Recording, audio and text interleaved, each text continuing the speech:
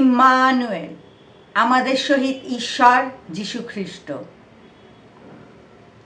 আমি রেভারেন্ড বর্ণালী Emmanuel prayer টাওয়ারের পক্ষ থেকে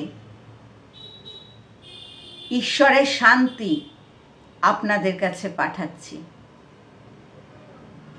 আজকের গীতসংগীতা পাঠ, গীতসংগীতা 28 অধ্যায়। আজকের গীতসংগীতা পাঠ, গীতসংগীতা 28-এর গীত, গীতসংগীতা 28-এর গীত। স্বর্গস্থ পিতা, পুত্র, পবিত্র আত্মার নামে আমেন। গীতসংগীতা 28-এর গীত পাঠের আরম্ভ এইরূপ।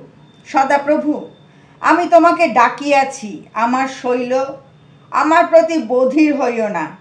পাছে যদি তুমি আমার প্রতি নীরব হও, আমি গর্তগামীদের তুল্য হইয়া পড়ি।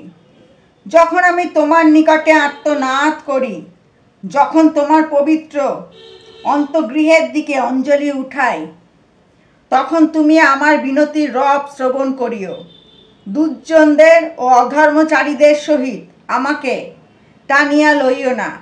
তাহারা স্ব প্রতিবাসীদের সহিত শান্তির কথা কহে, কিন্তু তাহাদের অন্তঃকরণে হিংসাভাব থাকে। তাহাদের কার্য ও আচরণের দুষ্টতানুসারে তাহাদিওকে ফল দাও।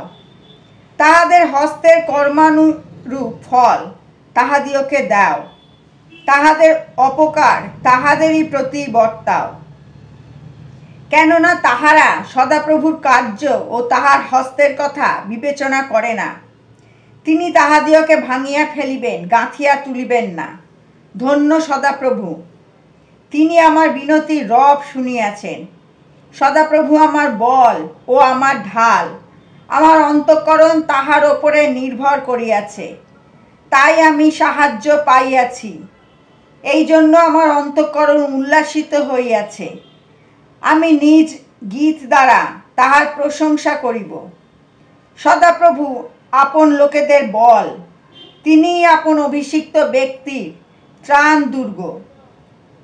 তোমার প্রজাদিগকে ত্রাণ করো, নিজ অধিকারে আশীর্বাদ করো। তাহাদিওকে পালন করো, চিরকাল বহন করো। স্বর্গস্থ পিতা, পুত্র, পবিত্র আত্মার মহিমা হোক, আদিতে যেমন তেমন এখন ও নিত্যকাল হোক, আমেন। ইম্মানুয়েল, আমাদের সহিত ঈশ্বর যীশু খ্রিস্ট।